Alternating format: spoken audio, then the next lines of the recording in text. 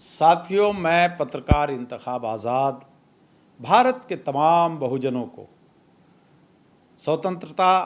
दिवस की 77वीं सालगिरह पर मुबारकबाद देता हूं और भारत के तमाम बहुजनों से ये आह्वान करता हूं कि आज भारत का संविधान, भारत की आज़ादी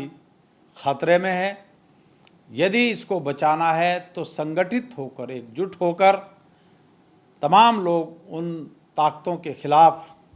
संघर्ष करें, संवैधानिक दायरे में रहकर लड़ें जो इस देश को तोड़कर इसके टुकड़े टुकड़े करने का मंसूबा बनाए हुए हैं। और साथ ही मैं बात करूंगा आपसे बहुजन समाज पार्टी के नेता और पूर्व विधायक इमरान मसूद के संबंध में। कल 15 अगस्त को शहर के कई मोहल्लों में उन्होंने ध्वजारोहण किया और उन्हीं में से संभवतः मोहल्ला शमादार में वो जब ध्वजारोहण के उपरांत अपना संबोधन कर रहे थे, उस वक्त उन्होंने अपनी ही पार्टी के नेता, सहारनपुर के सांसद हाजी फजलुर रहमान के संबंध में खुले मंच से कहा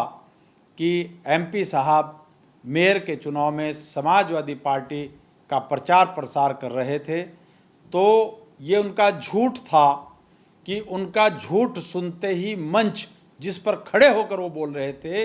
उनको इतना गुस्सा आया कि उनके साथियों सहित वो धड़ाम से नीचे गिर गए। अब इमरान मसूद कोई छोटे मोटे नेता नहीं है, वो सियासी नब्ज को बहुत अच्छे तरीके से जानते हैं। स्वतंत्रता दिवस के कार्यक्रम में अपनी ही पार्टी के नेता और सहारनपुर के सांसद, जिनकी छवि अपने पूरे कार्यकाल में लगभग बेदाग रही है, उनके संबंध में उन्होंने मंच पर खड़े होकर ऐसा झूठ क्यों बोला कि उन्होंने सीधा आरोप बिना नाम लिए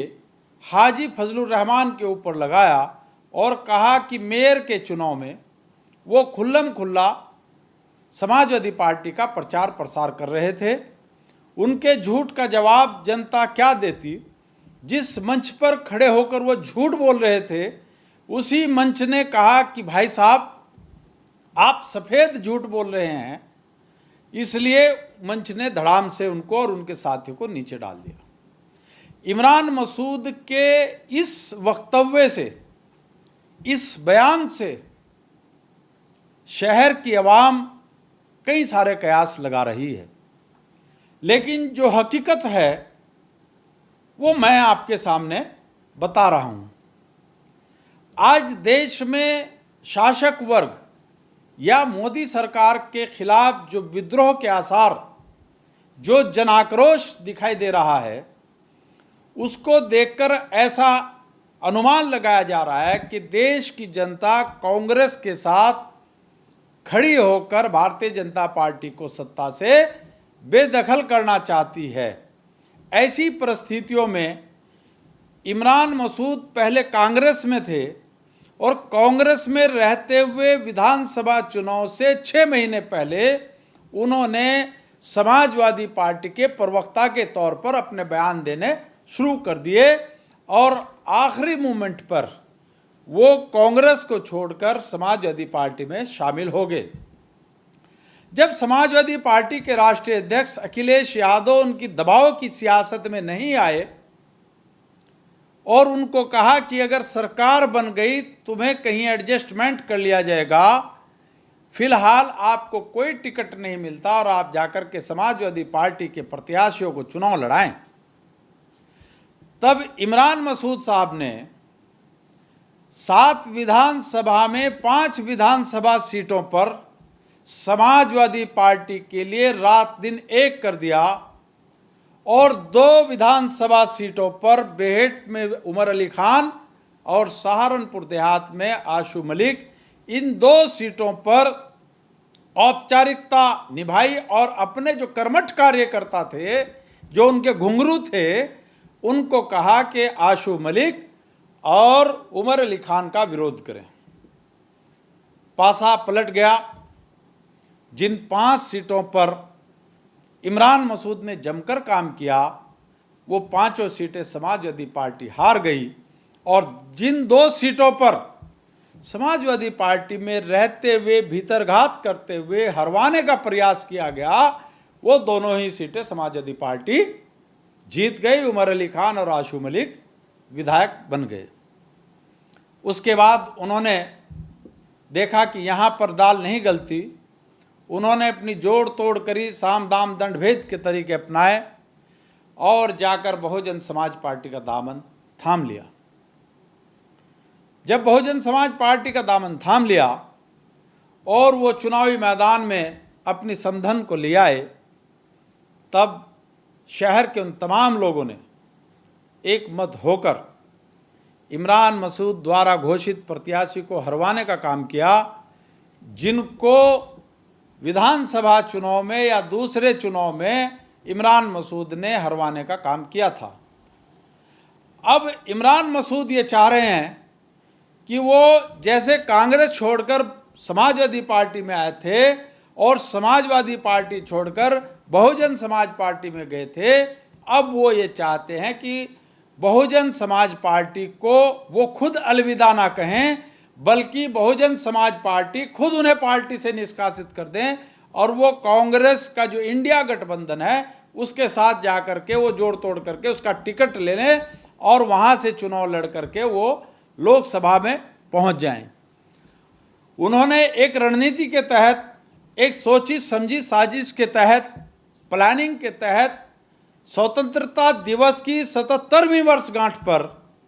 अपनी ही पार्टी के नेता हाजी फजलुर रहमान के संबंध में यह बयान दिया ताकि बसपा सुप्रीमो उनके इस बयान का संज्ञान लेकर अनुशासनहीनता के चलते इमरान मसूद को पार्टी से निष्कासित कर दे और ये सीधे कांग्रेस में चले जाए। क्योंकि आचार्य प्रमोद कृष्ण और आपके पीएल पुनिया, इमरान प्रतापगढ़ी, ये कई लोग आज भी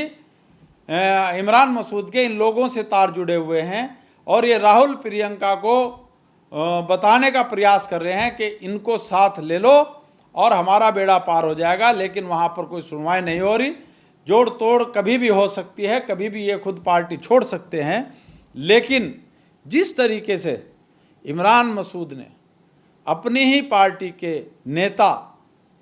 सांसद हाजी फजलुर रहमान को खुले मंच से चुनौती दी, चेतावनी दी और कहा कि वो मेयर के चुनाव में मेरे खिलाफ खुल्लम खुल्ला प्रचार कर रहे थे, उनका झूठ यहाँ पकड़ा गया कि हाजी जी की जितनी टीम थी वो करीब करीब सारी इमरान मसूद के साथ थी।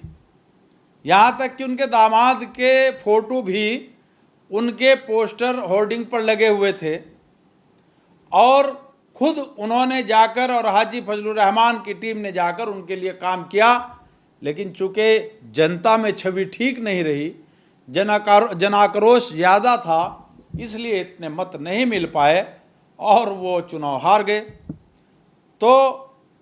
हाजी फजलुर रहमान जो हैं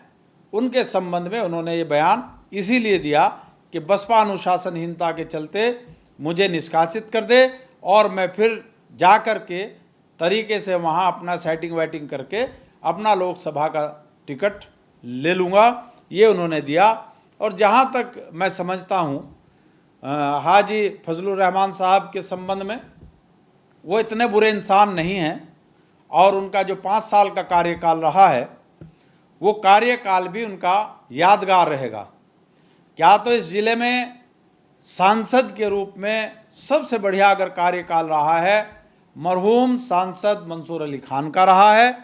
और उनके बाद अगर किसी का रहा है, मुस्लिम सांसदों की मैं बात कर रहा हूँ, उनमें फिर आपके हाजी फजलुर रहमान साहब का रहा है। इनकी सबसे बड़ी क्वालिटी ये रही कि इन्होंने जनता को आपस में जातीयता और संप्रदाय के आधार पर लड़ाने भिड़ाने और फर्जी मुकदमों का सिलसिला सहारनपुर में नहीं चला। अगर कहीं मतभेद हुए, मनभेद हुए, कोई लड़ाई झगड़ा हुआ, तो हाजी फजलुर रहमान और उनकी टीम ने बैठ करके उनके अंदर समझौता करा दिया और लड़ाई झगड़ों से उनको दूर कर दिया। तो इसीलिए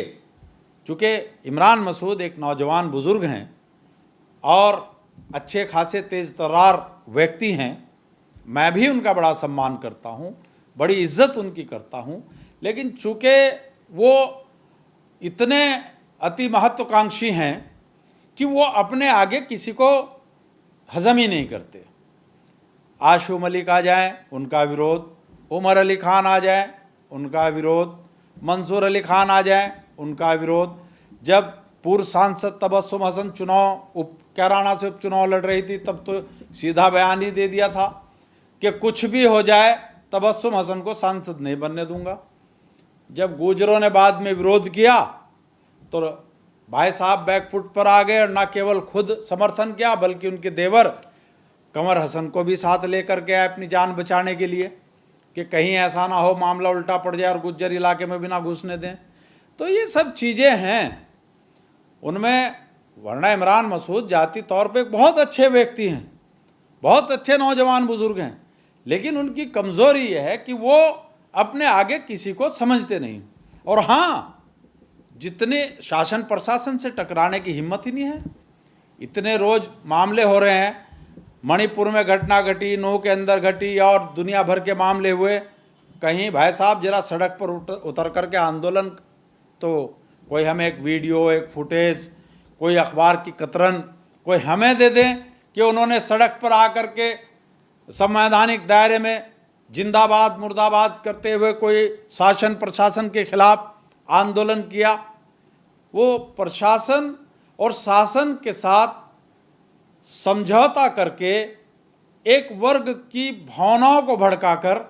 राजनीति करते हैं, चाहे उनका वो बोटी बोटी वाला बयान रहा हो या दूसरे रहे हों। तो बहरहाल इमरान मसूद का जो झूठ था वो उन्हीं के उस मंच ने जिस पर वो खड़े थे, उन्होंने उनको कहा कि भैया आप सफ़ेद और कोरा झूठ बोल रहे हैं, इसलिए मैं आपका वजन उठाने में सक्षम नहीं हूं, और वो धड़ाम नीचे गिर गया। तो मैं अपने भाई इमरान मसूद से भी दरख्वास्त करूंगा कि आप सियासत करें और हेल्दी सियासत करें, हेल्दी पॉलिटिक्स करें, नफ़रत की पॉलिटिक्स ना करें। अगर आपने नफ़रत की पॉलिटिक्स छोड़ दी, बड़े छोटे का सम्मान करना शुरू कर दिया, लोगों को आपस में लड़ाना भिड़ाना बंद कर दिया, तो मैं निश्चित रूप से कह सकता हूं कि आप एक अच्छे लीडर बन सकते हैं। और अगर आपका यही रवैया रहा कि बहुजन समाज पार्टी के आप नेता हैं और बहुजन समाज पार्टी के सांसद के खिलाफ ही स्वतंत्रता दिवस की 77वीं वर्षगांठ पर आप खुल्लम खुल्ला मंच पर उनके खिलाफ बोल रहे हैं, तो ऐसे आपको कौन हजम करेगा। साथियों, आपने मेरी बात को ध्यानपूर्वक सुना, उसके लिए आपका बहुत बहुत धन्यवाद। खुदा हाफिज़।